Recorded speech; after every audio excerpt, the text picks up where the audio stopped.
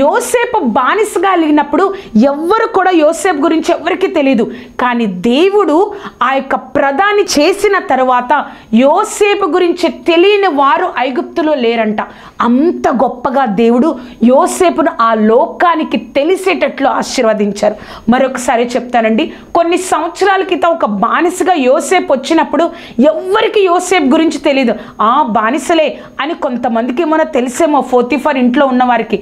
కానీ కొన్ని సంవత్సరాల తర్వాత పరిశుద్ధత అనే విత్తనాన్ని విత్తడం ద్వారా ఐగుప్తు దేశంలోనే కాదు, ఆ పక్కన ఉన్న కొన్ని దేశాలకు ఎవరైతే కరువు వలన ఆ యొక్క ఐగుప్తు దేశానికి ఆహారం కోసం వచ్చారో వారందరికీ కూడా యోసేపు అంటే ఎవరో తెలియకుండా లేరు. అంత గొప్పగా దేవుడు యోసేపును ఆశీర్వదించారు.